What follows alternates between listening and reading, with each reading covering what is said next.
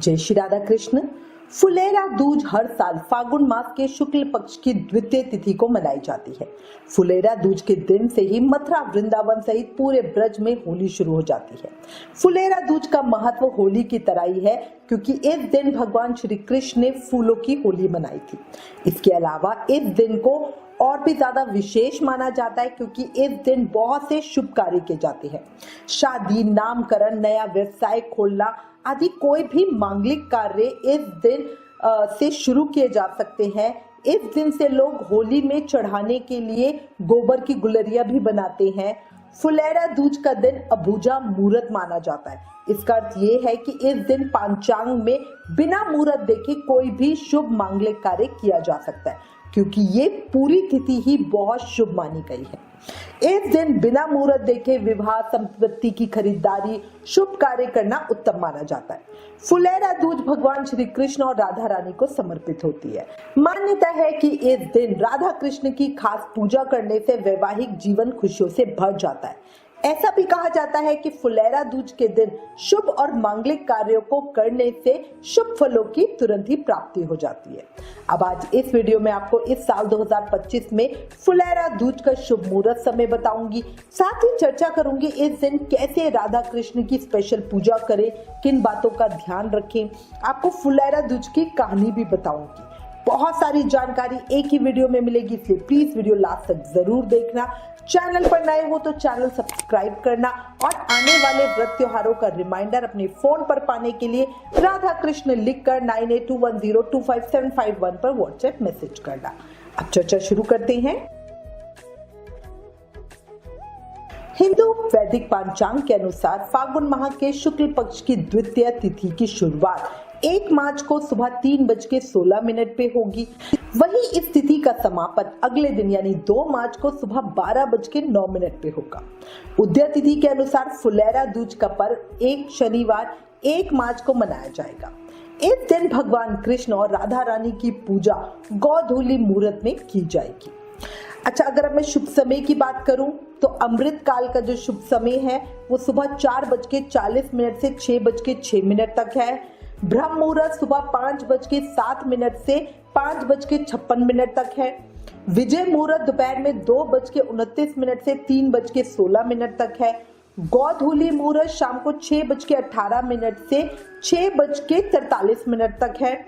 निशित काल का मुहूर्त रात को 12:08 से 12:58 तक है। फागुन माह के शुक्ल पक्ष की द्वितीय तिथि पर कई मांगलिक शुभ योग बन रहे हैं। इनमें शुभ, साध्य, त्रिपुष्कर योग और शिववास योग का संयोग बन रहा है। इन योगों में जगत के पालनहार भगवान कृष्ण और श्री राधा रानी की पूजा करने से साधक के मन की हर इच्छा पूरी होगी, साथ ही सुख और सौभाग्य में भी वृद्धि होगी। अच्छा, क्या आपको पता है फुलेरा दूज के दिन बड़ी संख्या में विवाह होते हैं। फुलेरा दूज को अबूझा मुहूर्त कहा जाता है, यानी इस दिन विवाह के लिए किसी भी ज्योतिषीय गणना या मुहूर्त की जरूरत नहीं होती। ये वजह इस दिन बहुत सी शादियां होती है। इसे सर्दी के मौसम का आखिरी शुभ दिन भी कहा जाता है। इस तिथि को विवाह करने वाले युगल जोड़ों के बीच आपसी स्नेह और दाम्पत्य जीवन मजबूत रिश्ता बनाता है। फुलेरा दूज बसंत के आगमन का उत्सव है। सनातन शास्त्रों में यह बताया गया है कि द्वापर युग में फागुन माह के शुक्ल पक्ष की द्वितीय तिथि पर पहली बार जगत के पालनहार भगवान श्री कृष्ण ने फूलों की होली खेलने की शुरुआत की थी, और उसी समय से हर साल फागुन माह के शुक्ल पक्ष की द्वितीय तिथि पर फूलों की होली खेली जाती है। इस दिन राधा रानी और भगवान श्री कृष्ण पर फूल बरसाए जाते हैं।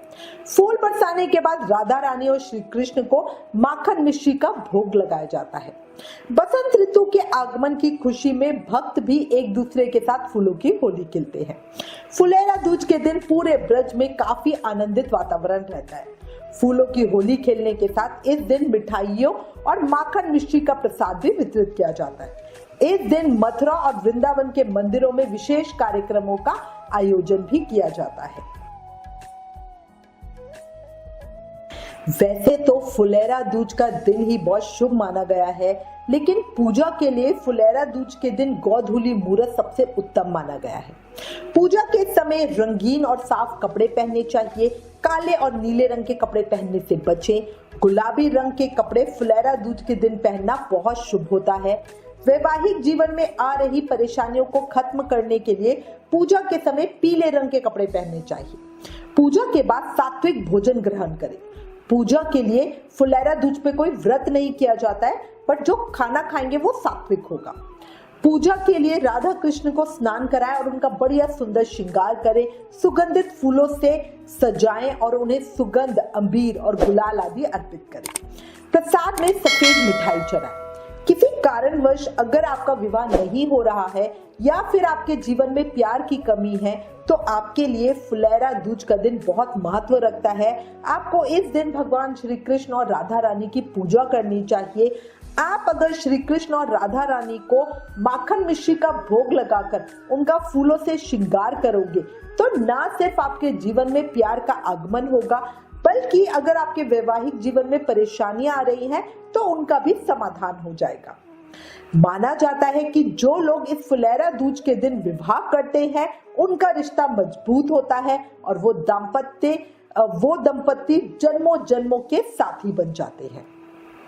फुलेरा दूज के दिन हमें अपने घर में राधा रानी और कृष्ण की पूजा करनी चाहिए और अपने पार्टनर के साथ मिलकर करनी चाहिए, अकेले अकेले नहीं। साथ ही अगर आपकी शादी नहीं हुई और आप किसी से प्रेम करते हैं, तो आप अपने प्रेम और या जो भी आपके प्रेमिका हैं उनके साथ मिलकर फुलेरा दूज की पूजा करें। मंदिर में पीले फूलों की माला चढ़ाएं। फुलेरा दूज के दिन राधा जी के श्रृंगार की वस्तुएं अर्पित करें। उनमें कोई एक चीज अपने पास संभाल कर रख ले। ऐसा करने से भी आपके विवाह और प्रेम संबंध में आने वाली परेशानियां दूर हो जाती है और जल्दी ही विवाह का योग भी बन जाता है। अच्छा, इसके अलावा आप चाहें तो इस दिन बिना किसी मुहूर्त के विवाह भी कर सकते हैं।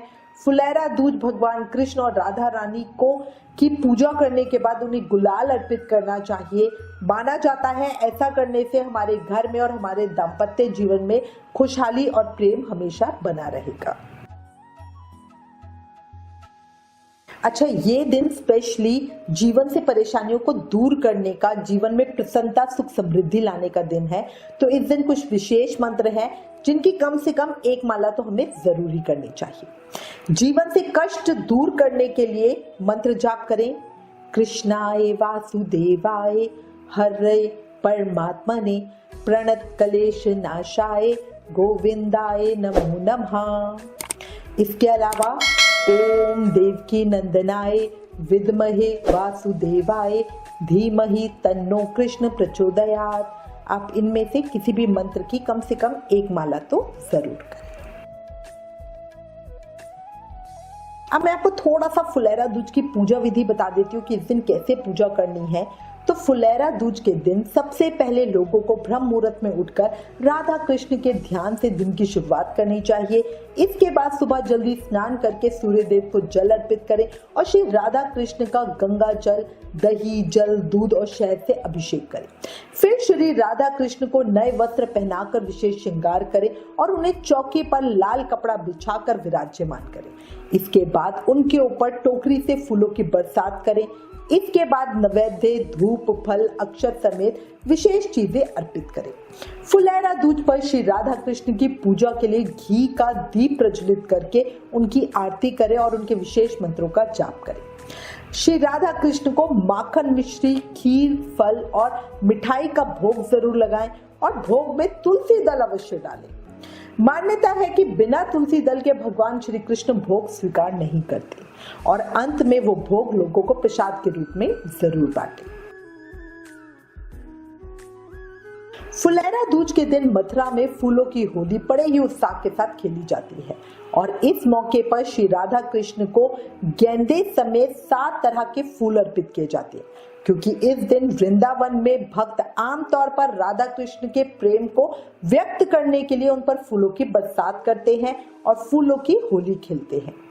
इस दिन श्री राधा कृष्ण को गेंदे की तरह तरह की वैरायटी अलग अलग तरह का गेंदा होता है, पीला गेंदा, ऑरेंज गेंदा, वो उनको अर्पण करना चाहिए। गुलाब, चमेली, कमल, हर्ष श्रृंगार का फूल, कमल, हर्ष श्रृंगार, डहेलिया, गुलाउदी, इन सभी फूलों का विशेष रूप से राधा कृष्ण को अर्पित किया जाना बड़ा शुभ माना जाता है। अब मैं आपको अति पावन फुलेरा दूज की पावन कथा बताती हूँ, प्रेम, मन और भाव से सुनना।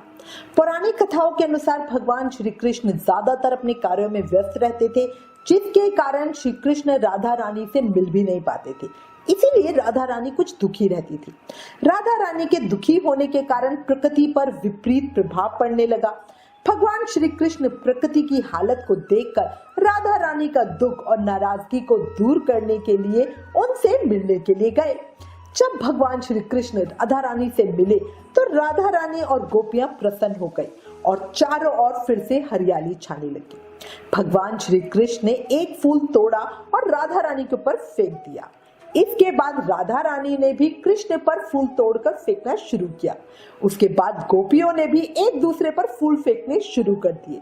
इस तरह फूलों से होली मनाने की परंपरा शुरू हो गई। जिस दिन ये सब हुआ था उस दिन फागुन मास के शुक्ल पक्ष की द्वितीया तिथि थी और तभी से इस तिथि को फुलेरा दूज के नाम से एक त्योहार के रूप में मनाया जाने लगा। अब अंत में राधा कृष्ण के श्री चरणों में आप सबके मंगल की कामना करती हूँ। जिस तरह राधा कृष्ण एक दूसरे के साथ फूलों की होली खेल के खुशियां मना रहे हैं, उसी तरह ठाकुर जी की कृपा से आपका जीवन भी खुशियों से भर जाए, फूलों की सुगंध से भर जाए। और अंत में मैं उम्मीद करती हूँ इस वीडियो में दी गई जानकारी आपके लिए उपयोगी होगी। इससे रिलेटेड अगर आपके पास कोई भी कमेंट या सजेशन है तो प्लीज हमें लिखें। ज्ञान बांटने से बढ़ता है, इसलिए इस वीडियो को ज्यादा से ज्यादा शेयर करें। Please like, share and subscribe. Thank you. जय श्री राधा कृष्ण।